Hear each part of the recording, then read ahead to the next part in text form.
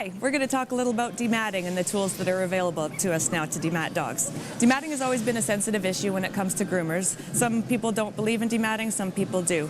I think it comes down to education and the equipment that's available to us to make it easier on the dog. And that's what it comes down to the comfort and safety of every single pet. When it comes to dematting, I usually base my judgment on how close the mats are to the skin, the coat type of the dog, and how old the dog is or sensitive the dog is to grooming. So these are some of the tools that I use every single day in my salon. When it comes to dematting for me, it comes down to if it's doable in less than 10 minutes and it won't cause any discomfort to the dogs, I'm completely in. And that's with these wonderful tools that I use every single day. You know, it's very basic to use a slicker brush on a dog. I find before the tub, while the dog is dirty, it's very easy to break up a couple of mats with a slicker brush. You can get a little bit more aggressive then, and this is an undercoat rake. If you're working on a dog and they have mats around their armpits or behind their ears, this is a really good choice because, as you can see, this is not a very sharp tool. It can't cut you whatsoever. Then we get into the more aggressive dematting tools. This and this are both about the same tool. All it is personal preference on which way you would like to hold it. This is more of a rake type. This is a lot sharper than the undercoat rake. This will cut a dog's skin if you're in the wrong spot, the end of their tail, their ears, their flank, their armpits. Very, very careful. It's definitely not a tool for students to use or people to use at home, pet owners. This one just works regularly like a rake, and this one works just exactly the same way, just with a different movement with your wrist. All of these tools that are rake-like and undercoat rake-like, they're all made by Paws Brothers. They do get dull. Instead of getting them sharpened, though, it's really quite simple. All you do is you unscrew this, and you can just buy a replacement blade. It's like $3 or $4. So really, this tool will last you forever. When it comes down to selling your clients brushes to take care of their own dog's needs when they're not matted, or students that start in a salon, this is a slicker brush that is very, very flexible. So therefore, you know, when you're brushing a dog, you can't really give them brush burn with this because you can't press hard enough to do so. So this is a really good option for beginner groomers in your shop or to sell to your clients. We sell a ton of them. All right, so when it comes to the actual equipment, there's also products that I use when it comes to dematting. This is a dematting shampoo that I use. This one it smells better than any tanning lotion you could ever imagine. It's a coconut, and this is the conditioner that goes along with it.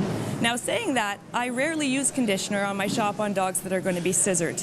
By the time I get them bathed and blown out without using conditioner, I usually use a conditioning spray. There's two reasons for that. A conditioner like this is very heavy. I use it on dogs that, you know, golden retriever bums, stuff like that. That it doesn't matter if the coat gets a little bit heavier with it. When you're scissoring a poodle or a Bichon or a Bedlington and you need their coat to stand up while you're scissoring it, I never ever use conditioner on any of those. I'll use the shampoo. It helps me brush out the dog and gets it nice and clean. And then I'll high velocity the dog, and then once the dog is about to be slow dried, what I call with a stand dryer while you're brushing and blowing at the same time, I'll just mist this all over the dog. It saves you so much time because you're not putting conditioner all over the dog. Then you're not rinsing all that conditioner out. And on top of that, it smells great. It's not heavy at all. I could use it on my own hair and it doesn't get oily at all. So it saves a ton of time, and that's what I use. And then combing it out is easy, and that hair really stands up. This product here is more or less a little bit heavier, a little bit oilier. It really, really makes the dog shine, so I use it on boxers, you know, anything with a short coat where after you're done de-shedding it, you just spray it all over, run it over with your hand, and they just really stand out like crazy. So now I'm going to show you how to use a couple of these products, and Sarah's going to hand me Millie. Thank you. Here. All right, so I'm going to start with just a regular slicker brush. You know, when we're educating our clients, it's the same thing. Line brushing a dog is very important, being able to see their skin. So we'll just quickly go over Millie's back with this. And say we hit a mat. This is a mat. So what I'm going to do is I'm going to take just a mat splitter. The teeth are quite far apart. Hang on, sweetie. And I'm just going to take it in and pull it out a little bit. And as you can see, it does take out quite a bit of hair and it's quite aggressive, but it will cut right through that mat. I just take my slicker brush back and that mat is gone, voila. And just as easy as 1, 2, 3, Millie didn't feel a thing. The tool is absolutely sharp enough to get through any mat. Like I said, if the mat is too close to the skin, it's a really bad idea because it's quite a sharp, sharp tool. Now when it comes to using the Undercoat Rake, this is so versatile. You could use it for just about everything. I have a lot of Bichons, dogs like that, some Shih Tzus that have really, really thick hair around their face, their mustaches, and their owners are always saying, you know, cut that hair off, you can't see, cut that hair off. Well, that absolutely takes away from the dog's appearance on its face. So instead of cutting that hair off, I just take my Undercoat Rake, which is a lot less aggressive than a mat splitter, and I'll just take it to your dog's face.